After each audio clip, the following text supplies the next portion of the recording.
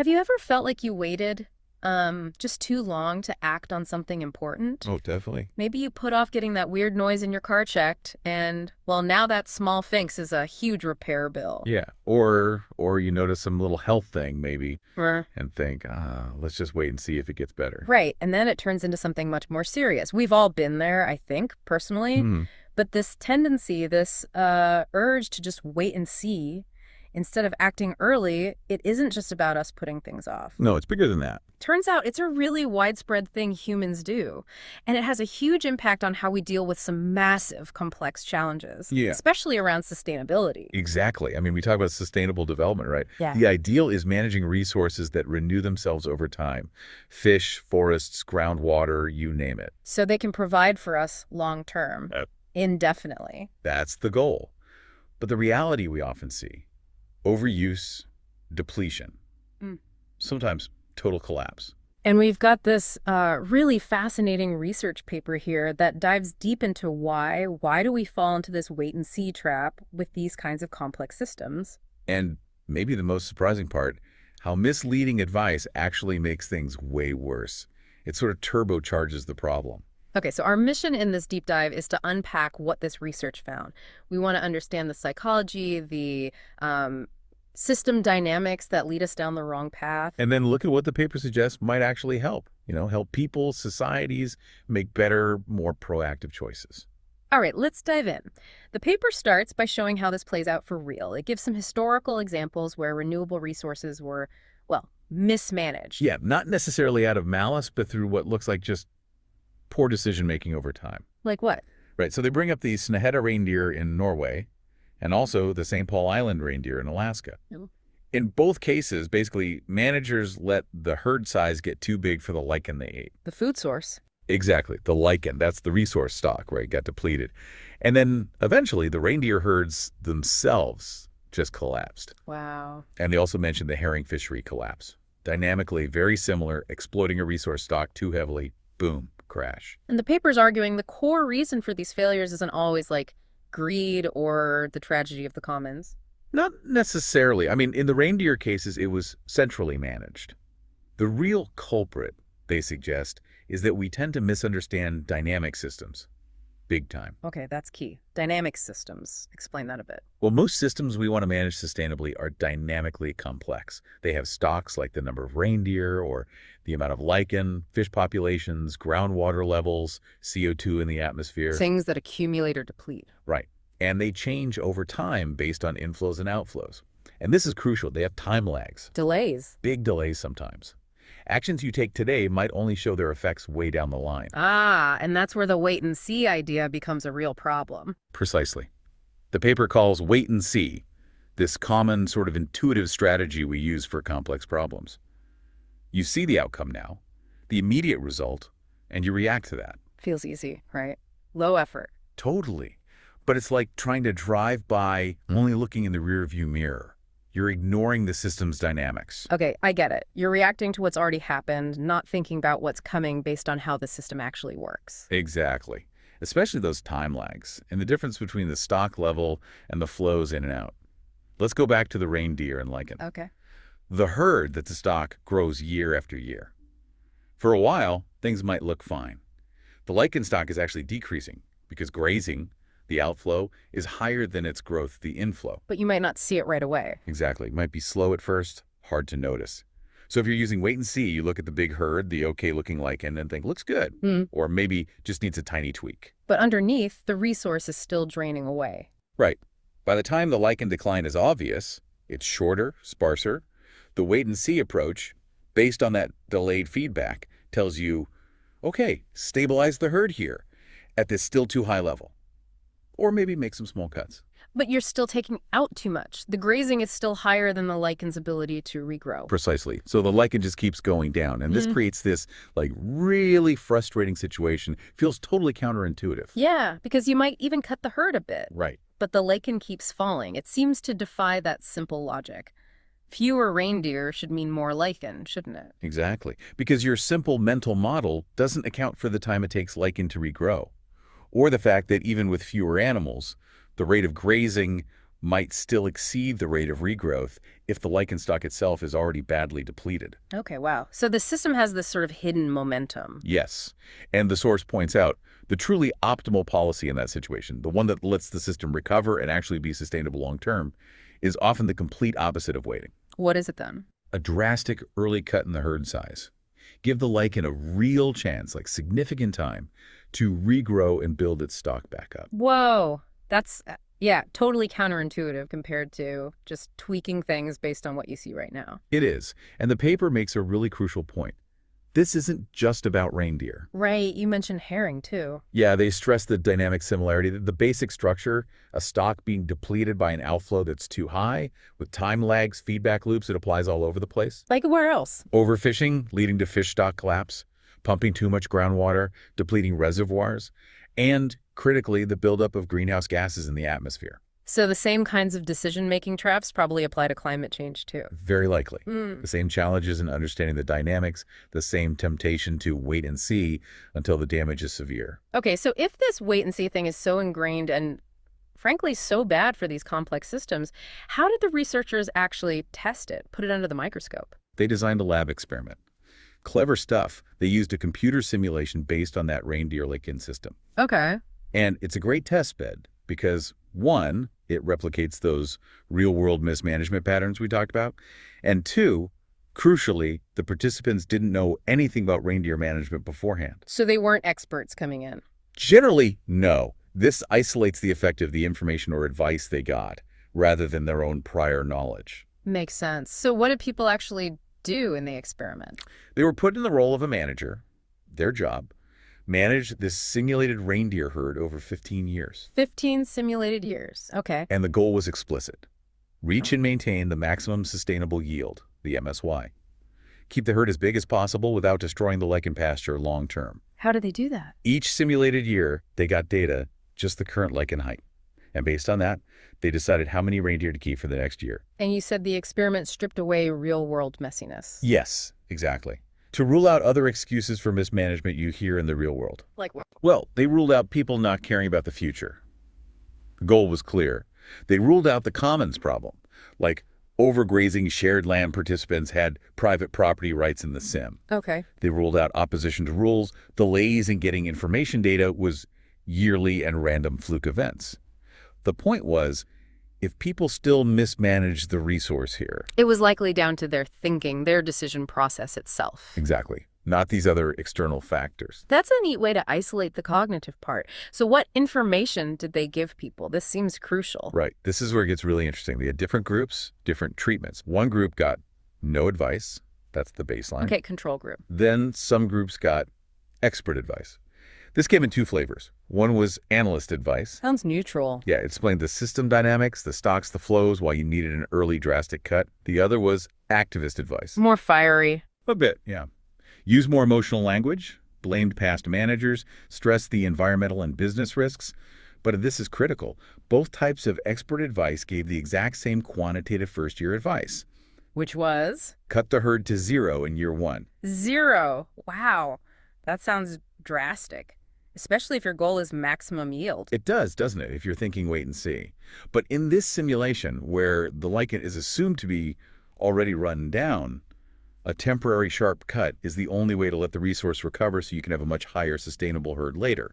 It's the proactive, system-aware move. Okay, I see the logic, but wow. And what about the misleading advice? What did that sound like? That was designed specifically to support the wait-and-see heuristic, to basically tell people their intuition was right. It praised past management, built up carefully. It downplayed problems without serious problems. It warned against drastic action. Severe cuts could be irreversible. Playing on fear of overreacting. Exactly. And it recommended stabilizing the herd at the current high level, 1,800 animals in year 1, and then only thinking about gradual changes later. So it directly pushed the intuitive wait-and-see button and argued against that counterintuitive deep cut. Precisely. And then there was also a group that got both, the expert advice and the misleading advice at the same time. Like the real world with conflicting messages everywhere. Exactly. And finally, they also used different types of participants, some with no special training, some trainees who'd had a week of basic training in stock and flow dynamics. To see if understanding the concepts helped. Right. and a military group, too. Okay, so the results. Drum roll. How did people actually do? Let's start with the baseline, the no advice group. Okay, baseline first, their behavior. Classic wait and see, just like we discussed. Union. They mostly kept the herd constant for the first year or two. Then, as the lichen inevitably started to decline in the simulation. Because he was already overgrazed. Right. They started making cuts, but they were small, tentative, insufficient. And the outcome. Disaster. Lichen levels ended up significantly lower than the optimal sustainable level. It showed that predicted pattern of collapse and mismanagement driven by that flawed heuristic. And just seeing the lichen drop year after year, that didn't teach them. They didn't figure it out over the 15 years. Apparently not much. The paper says there was hardly any evidence of learning just from watching the outcomes. That wait-and-see approach with tiny adjustments, it was a real trap they couldn't easily get out of. Okay, so baseline confirms the problem exists in this setup. What happened when people got the expert advice, the good advice? Okay, the expert advice, when it was given alone, was highly effective, really made a difference. Oh, okay. Groups who got only expert advice didn't matter if it was the analyst or activist kind. They achieved lichen levels that were statistically the same as the calculated optimal outcome. Wow. So it worked. It helped them override that dangerous wait-and-see instinct. It did, really guided them towards the sustainable path. Okay. Now, what about the misleading advice on its own? Did that just reinforce the bad strategy? Pretty much. Subjects who got only the misleading advice, they performed no better than the people who got no advice at all. So it didn't help, just confirmed their flawed intuition. Exactly. It solidified that problematic wait-and-see approach. Okay. This is building up to the really critical finding, isn't it? What happened when people got both? The good expert stuff and the bad misleading stuff all mixed together. Yeah, this is the part that really makes you pause. When subjects got both types of advice, most of the benefit, the positive effect of the expert advice, it just vanished. Vanished. How much? The misleading advice counteracted, get this, 73% of the gain they got from the expert advice alone. Wait, 73%. So the bad advice basically canceled out almost all the good advice. That's what they found. It's staggering, isn't it? It's incredible. It's not just that people ignored the good advice. The bad advice actively undermined it, dragged the results way down. Exactly. The outcomes when people got the combined advice were significantly worse than getting only expert advice. And on average, they weren't significantly different from getting no advice at all. Wow. That huge implications for how we make decisions in the real world. Democracies, public debates. We're always getting conflicting information, different experts. Absolutely. It suggests misleading advice isn't just noise. It actively hooks into our biases, our heuristics, and locks us into bad decisions, even when the correct information is right there. Okay, what about the training? Did learning about stock and flow dynamics help people cut through this confusing mess of advice? Yes, it did help. But, and this is really interesting, but in a very specific way. How so? The trainees, the ones with that week of basic dynamics training, they did perform significantly better than the other groups when they got the conflicting advice. Good. It was only when they got the analyst expert advice mixed with the misleading advice. So the training helped them use the logical analytical explanation to fight off the misleading stuff? That seems to be the implication.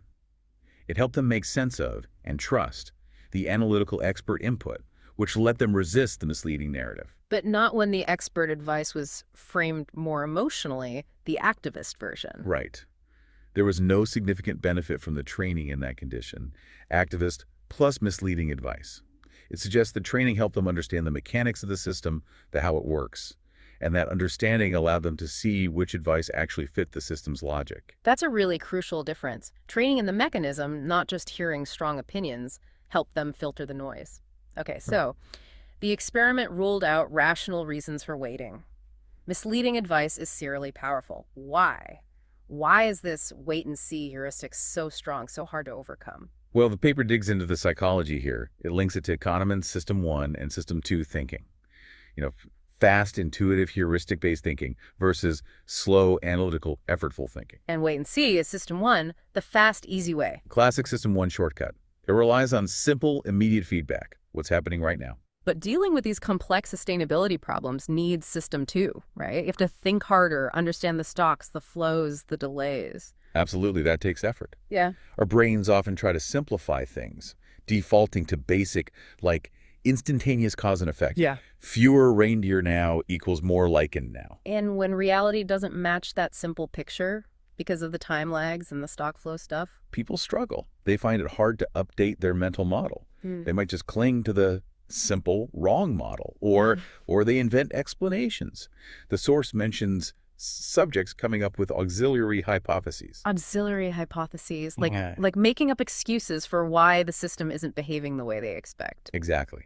Things like comments they saw in the debriefs. Maybe these few reindeer just eat a whole lot.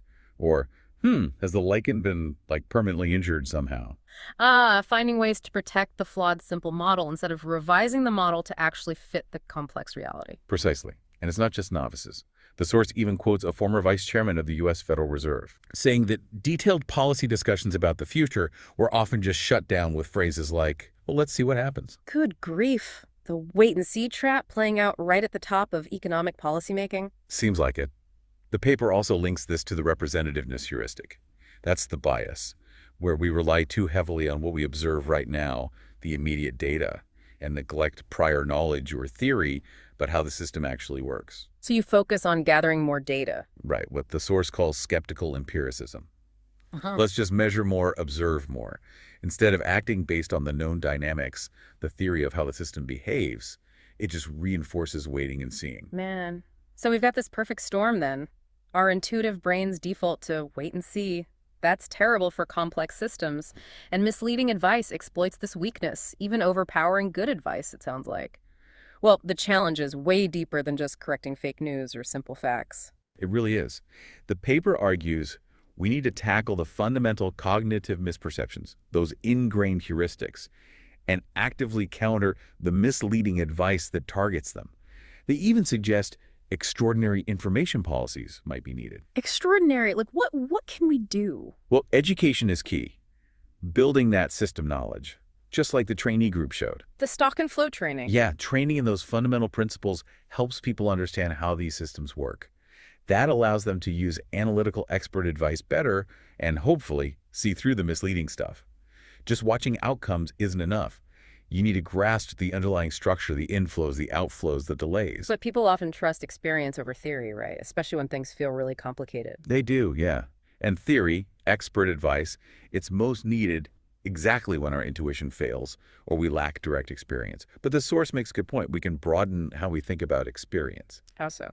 We can learn from dynamically similar problems. Experience managing fisheries is relevant for thinking about climate policy, for instance, because the underlying system structures share similarities. Okay. The paper also mentioned emotions, didn't it? Like, misleading advice often sounds optimistic. Yeah, that's an interesting angle. Optimism can motivate action, right? Misleading advice often frames things positively, built up carefully, no serious problems.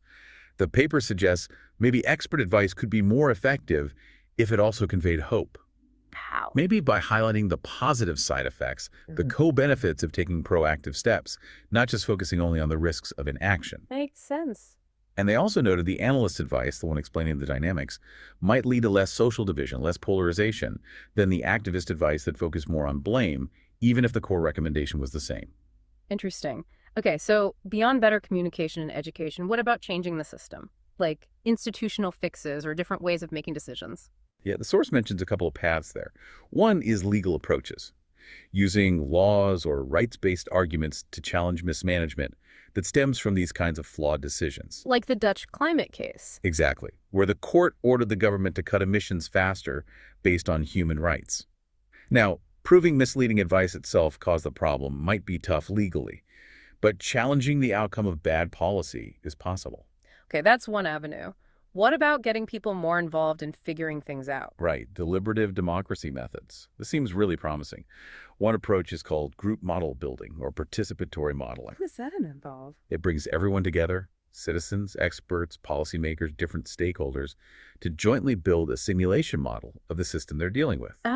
So building the model together forces everyone to grapple with the actual dynamics, the stocks, flows, delays. Exactly. It gets people past their simple intuitions. The process helps build a shared understanding of how things interact. It fosters ownership of the analysis, creates a common language, And hopefully leads to more commitment to policies that actually work with the system instead of fighting it based on wait and see. That's the idea. Yeah. Build that shared understanding. Okay. Any other methods? They also mentioned deliberative polls. That's where you inform citizens about an issue before you poll their opinions. Does that help? It's been shown to shift opinions towards more knowledge-based positions. Yeah. Can reduce polarization, too. The source adds a note of caution here, based on their findings. What's the caution? They suggest deliberative polls might actually fail to overcome the negative effect of misleading advice if you just present citizens with both the expert view and the misleading view without deeper engagement. So just hearing both sides isn't enough if one side is actively misleading and plays on your biases? Seems so. It implies that maybe you need those more active, participatory methods like the group model building first. You need to build that foundational shared understanding of the system dynamics before people can effectively evaluate conflicting advice. Okay, that makes a lot of sense. So let's try and wrap this up. The big picture seems to be our default intuitive wait-and-see approach. It feels easy, but it's just fundamentally the wrong tool for many big sustainability challenges. Right. These are dynamically complex systems, knocks, flows, time lags, feedback loops. They just don't work the way our simple, immediate reaction brains often assume they do. And expert advice can help guide us. It can show the counterintuitive but necessary path. But its power is massively weakened, almost canceled out sometimes, by misleading advice that cleverly reinforces our built-in cognitive biases. So tackling this isn't just about having better facts thrown at us? No. It requires educating people about how systems actually work those dynamics. It means crafting expert communication that's not just accurate, but also acknowledges the challenge while offering hope through proactive policy. And it probably means using deliberate processes like that participatory modeling idea. To get everyone on the same page about how the system functions, building that shared understanding from the ground up. Yeah. It's about recognizing our instincts can lead us astray in these complex areas and then intentionally building ways to see the system more clearly, understand its real behavior, and overcome that seductive, easy, but ultimately destructive urge to just wait and see. It really highlights that making progress on complex issues isn't just about politics or money. It's fundamentally about how we think and how we process information about the world. At a really deep cognitive level, yeah. So maybe a final thought for everyone listening. Think about a complex issue you care about. Could be global, like climate change, or local, like a resource issue in your community, or even something in your own life with delayed effects. When you hear people talking about solutions or arguing about what to do the proposals sound like they're based on a real understanding of how that system works, its stocks, flows, delays? Or do they sound more like that wait-and-see approach, just reacting to what's obvious right now? What kind of information, what kind of conversations do we really need? Not just to get facts out there, but to genuinely help us make truly effective decisions in that complex space. Something to definitely mull over.